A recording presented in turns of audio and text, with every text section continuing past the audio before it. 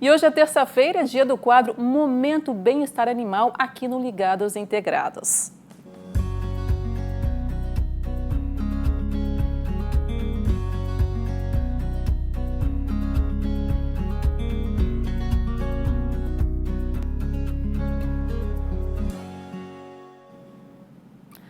A debicagem consiste no aparo do bico da ave para evitar possíveis lesões ou até mesmo canibalismo no momento em que se bicam. É um procedimento feito apenas em matrizes ou galos e é proibido realizar em frangos de corte. Mesmo que a debicagem seja adotada pelos produtores visando o bem-estar animal das galinhas, a medida vem sendo discutida pelo setor por causa de mudanças no comportamento das matrizes. A gente vai saber mais sobre a debicagem conversando com a Adriana Garcia, professora de avicultura do Instituto Federal do Triângulo Mineiro. Adriana, bom dia. Bom dia a todos e todas que nos assistem. Seja bem-vindo aqui ao Ligados Integrados. Já vou Obrigada. começar te perguntando, Adriana, por que a debicagem é um processo tão debatido no setor do ponto de vista de bem-estar animal? Bom dia, Michele. Eu vou fazer uma breve descrição da minha aparência. Meu nome é Adriana, eu sou uma pessoa de estatura média, cabelos claros, lisos. Estou trajada com uma blusa preta com uns desenhos brancos. O bem-estar animal nada mais é do que as tentativas que o animal tem de se ajustar ao meio em que ele vive, né? Então, quanto mais a produção, né, ela representa desafios para esse animal se ajustar ao meio, pior a gente chama de bem-estar animal, o bem-estar desse animal. Existem várias formas de se medir esse bem-estar. É óbvio que quando a gente fala de uma prática que a gente corta o bico da ave, a gente entende que a gente está machucando, judiando, mas veja bem, não se trata nem hoje em dia de cortes de bico. A gente vai falar um pouquinho mais sobre essa técnica, uma técnica necessária nos dias atuais, justamente para garantir o bem-estar animal desses animais em produção. Continuando, o meio de produção animal implica em números, um número maior de animais por metro quadrado. Essa é a única forma de nós termos de maximizar a produção, ou seja, trabalhando com uma densidade de aves por metro quadrado maior. Isso leva, certas vezes, em certas situações, né, a um ajuste maior desse animal a esse meio ao qual ele tem que viver.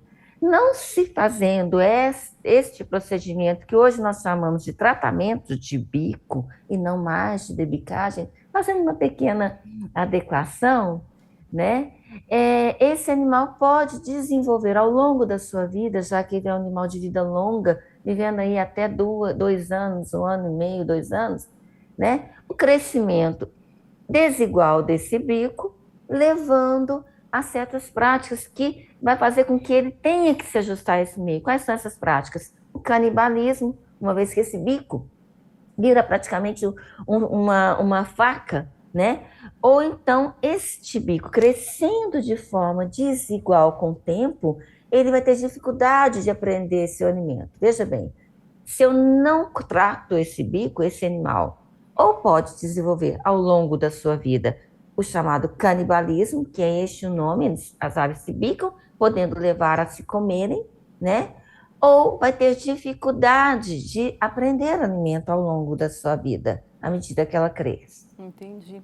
Então, Adriana, quais os cuidados então se deve ter antes, durante e depois desse procedimento, com o objetivo aí de aliviar o desconforto das aves a realizar esse procedimento?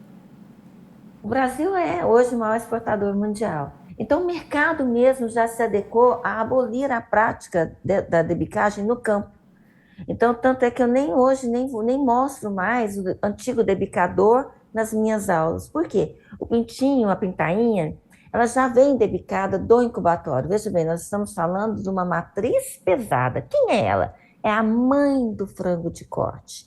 Essa matriz, ela vem com tratamento de bico no incubatório, ele vem com o biquinho inteirinho. O tratamento é uma luz infravermelha que incide no bico, tem um anteparo de espelho assim, atrás, onde a luz infravermelha passa, né, esse laser infravermelho passa, fica uma marquinha branca. De 15, 19 dias após, no campo, esse biquinho, essa extremidade do bico cai, né? Ao cair, naquela época que ficar pode ficar mais sensível, os cuidados são os cuidados que a gente já tem no campo, que é o quê? A liberdade fisiológica. Esse animal tem que estar sempre com ração nas calhas, nos comedouros, nos tuboflex, para que esse animal não fique bicando o comedouro e venha machucar. Mas hoje é muito tranquilo, o pós-tratamento é muito tranquilo, e esses animais, quando adultos, já apresentam, então, um bico com um crescimento mais regular. Hoje nós temos no alojamento em torno de 60 milhões de matrizes no Brasil. As principais linhagens já fazem esse tratamento, oferecem esse tratamento em incubatório. Praticamente todas as empresas já recebem esse pintinho, essa pintainha, a fêmea, já com tratamento de bico feito, e ele simplesmente recebe e faz o tratamento, o recebimento, o manejo da pintainha, visando o máximo bem-estar animal. Ou seja, o menor esforço possível desse animal se adaptar àquele meio de criação ao qual está submetido.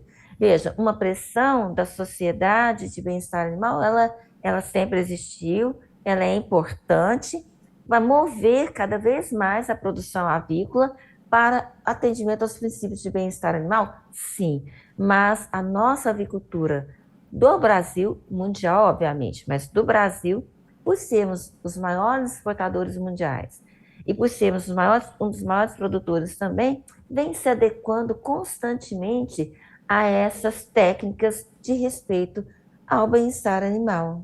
Com certeza. Adriana, existem outras alternativas, além dessa debicagem, desse tratamento de bicos das aves, para evitar lesões e o canibalismo dos animais ao se bicarem? Existem sim. Em menor escala, Michele, aquelas aves criadas em semi-confinamento, ou a gente chama de free range, elas são soltas, né? Para fora do galpão, é um mercado muito pequeno, uma produção muito pequena, mas por estar solta, elas desgastam os bicos, né, no meio, no próprio terreno, então a pessoa não usa fazer o tratamento de bico. No entanto, e também pode-se imaginar aves criadas em ambientes escurecidos, né, e numa densidade menor também. Mas, no entanto, hoje nossa produção, com o número que nós temos hoje de representatividade, não se imagina, por exemplo, o mercado mundial de proteína, sem nós termos a produção brasileira, certo? Hoje nós trabalhamos muito bem com esse tratamento, uma empresa determinada no mercado coloca essas máquinas no incubatório, a pintainha já chega no produtor já com tratamento de bico, não havendo necessidade de métodos alternativos para a produção agroindustrial. Esse método está atendendo muito bem. Perfeito. O tratamento de bico ele não pode ser feito em frangos de corte, é mais recomendado para as matrizes. Mas o procedimento ele pode ser feito nos galos usados para o acasalamento com as fêmeas e assim produzir os ovos? Os cuidados são os mesmos nos casos com as matrizes? Já engatei aí uma segunda pergunta, Adriana. Ótima pergunta. A pergunta no frango de corte ele não é necessário, porque o frango de corte ele é batido muito novo. Então o bico não chega a crescer de forma a causar esses problemas como canibalismo e seleção no arraçoamento dele. O macho matriz, já que é um casal, né, o pai e a mãe da matriz, ele também recebe o tratamento de bico. A maioria das empresas somente o tratamento com infravermelho atende bem. Algumas empresas fazem aquele repasse com o tratamento térmico, com aquela fotinha que você mostrou no início. Nos machos apenas. Apenas porque o macho tem a monta natural deles, tem a sua peculiaridade que ele sobe na fêmea e para se equilibrar ele bica o pescoço da fêmea. Se aquele bico estiver muito pontudo, ele pode machucar a fêmea e aí sim levar ao canibalismo mesmo em plantéis muito bem com tratamentos de bico feitos. Perfeito. Adriana, muito obrigada pela participação aqui no programa, viu? Obrigada, estou sempre à disposição e é só isso mesmo. Muito obrigada a todos e todas. Nós te agradecemos a presença aqui. Muito obrigada.